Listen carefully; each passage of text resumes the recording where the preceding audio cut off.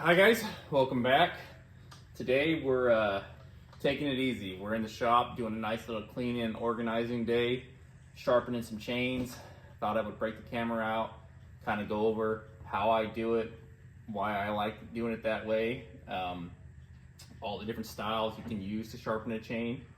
It's been a beautiful November up here in the Midwest. You know, haven't been out in the woods much, which is a little disappointing, but can't complain about the weather. Typically the last couple of years by this time we've been buried in snow and cold, and it just kills the motivation to get out in the woods when you're fighting 2 feet of snow. This year we have no snow. Weather's been in the 20s and 30s. Been absolutely fantastic. It's in the 20s today. Got the coat on and I got the wood stove fired up. Just hanging out in the garage doing some cleaning, sharpening some chains. So I figured just dive right in. This is my chain sharpening area, as you can see. Nice, like I said, nice relaxing day after the holidays. Just thought I'd film a little video. I'm doing this saw up here, the 460 Rancher behind me. It's my uncle's saw. I was having some carburetor issues with it, so I took it and did a little cleaning on it. And before I gave it back to him, I was going to give him a fresh grind on his chain.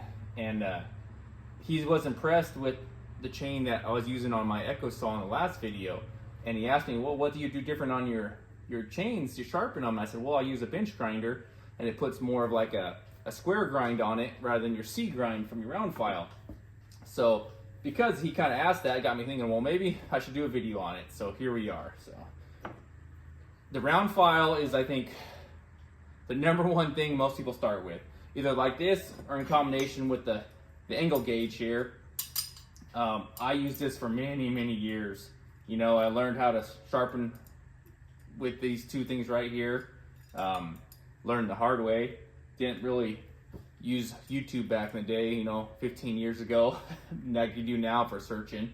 But these things will humble you when you're first learning. When you have a dull chain and you go to sharpen them and you spend 15-20 minutes sharpening them and you go back out in the woods and nothing's changed and your chainsaw still won't cut, that is a humbling experience. It makes you really start thinking, well, what the heck am I doing wrong? So learning curve, and it's always a learning curve, you know? I've never, still to this day, not perfected sharpening with a round file. Some guys use this, some guys they use the new 2-in-1 sharpener. I've used, I don't have one, I have seen it used, and it's pretty slick. I would say it's probably better than this combo. But then you use that in combination with a flat file to take your rakers down. Works pretty good.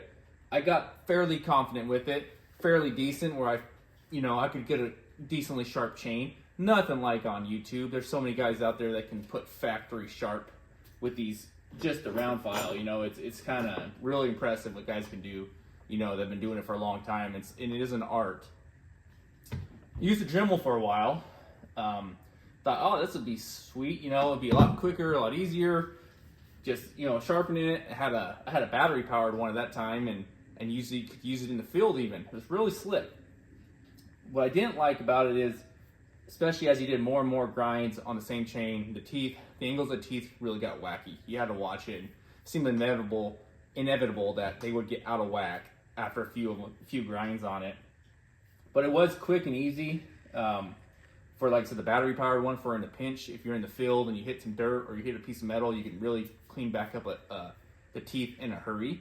So that was nice.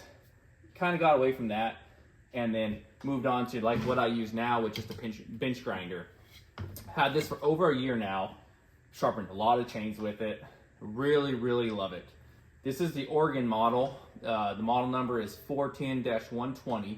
I'll leave that down in the description if anyone's interested. They're roughly $400. I think you could probably get them on sale for maybe $3.50.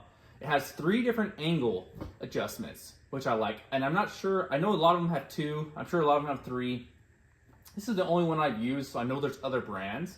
But this one, I did do some research on YouTube. A lot of guys like this Oregon one. It was somewhat affordable. $400 is still a lot for a grinder. There's no doubt about it. You have to really grind a lot of chains to justify it. But it has your angle adjustment here, which adjusts your grinding wheel like this. It has an adjustment from here to adjust the side to side, and then it has a 10-degree pivot to get to really get in the gullet, as a Buck and Billy Ray would say, get the gullet. So I really like that it kind of puts a square grind on it. And it's not technically a square grind like you would see, like if you search square grind on YouTube, but your round file will put like a C grind on it, which is typical on a lot of chains when you buy them. This will put more of a triangle shaped angle grind to it. And I found that I really, really like that angle on the teeth. It bites really good, throws nice sized chips, and it seems to hold the sharpness a long time. I'm very, very impressed with these when I get them done. I take them to the field. I get a lot of life per sharpening from the chain, which I love. I hate a chain where you get it sharp and you go out there and after 10 minutes, you can already tell it's getting dull. I like that chain to bite, for at least a full tank of gas, if not, a tank and a half or two. As long as you keep her out of the dirt, we all know that. So I'll zoom in here. I'll get it set up. I'm working on this chain right now. I'll try to get a little bit of the close-up of the angles. You can see it, and when I'm done, I'll show the angle, talking about the triangle angle, and we'll take it out to the test yard and do a couple cuts and kind of see how it throws the chips like I really like. Leave down in the comments what you guys use or what you prefer.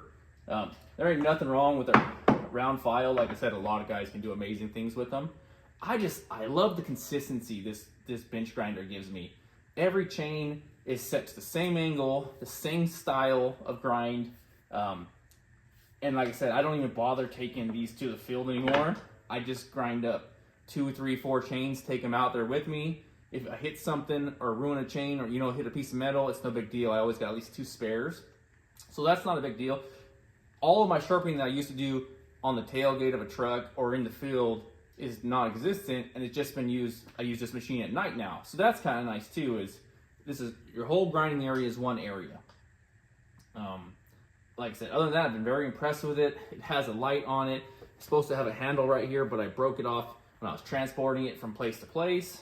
But you can still grab it and move it, no problem. I'll bring you guys in. I'll get you a little close up. And like I said, let me know what you think. Let me know if you've got any tips or tricks. Still learning. YouTube is a great place to learn. Nobody's an expert. Everybody's always learning. And I appreciate the feedback. So here we go. So here's a close-up view of the angles. You have 90 all the way to 40. I run mine at 55 degrees, which is this angle. You have your bottom adjustments for both sides of the teeth from, this would be 15 to 35. I like 25. And then this whole part right here shifts 10 degrees on an axis like that. So I run mine at about 10-degree angle up. So you can tweak all the angles you like. This is what I've tried 50. I've tried, 30. I've tried a little bit tweak. This is the numbers I like. It seems to work good for me. Let me know if you guys use something different. But let's see if we can get a tooth on grind here.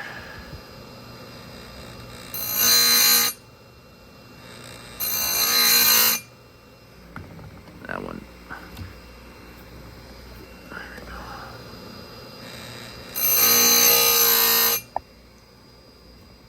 Release that cam lock. And I will say this thing is getting pretty dirty. I'm gonna have to take her apart and clean her. You can see all of the debris, the grindings, and in the back there. And what happens, it'll start building up so that your cam lock doesn't hold your chain tight to keep the teeth from moving. I've noticed it's doing that, so cleaning is gonna be on the to-do list.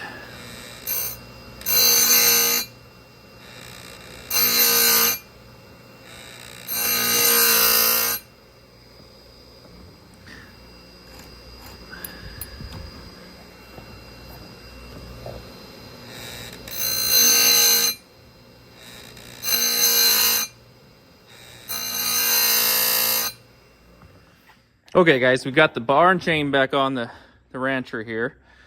I got the teeth sharpened and we took the rakers down a hair. And I'm gonna attempt to show you if I can get the thing to focus. Now, what I mean by that triangle angle here. You can kind of see on that tooth right there.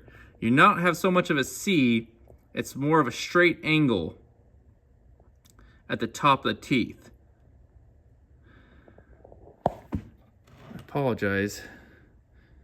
You can kind of see it there. It's more of a, like I said, a triangle grind, not so much of a C. I call it a square grind, even though it's technically not that. But we'll take it out to the test yard here. We'll do some cuts and see how she's cutting. Let you guys see the kind of size chips that she's throwing. Okay guys, we're on the test yard. We're gonna do a couple cuts here, and I'll show you the size of chips. It's getting dark, so we're trying to hurry.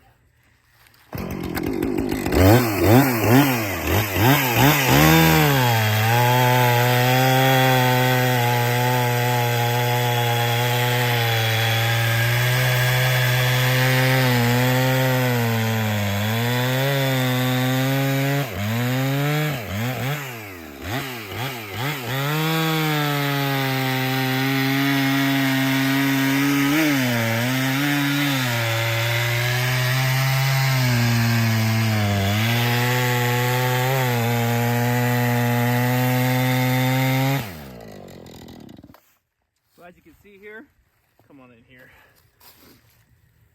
Nice size chips, not a lot of sawdust. That's what I like. So thank you for watching. Like, subscribe if you got some value from it. If not, stay sharp, my friends.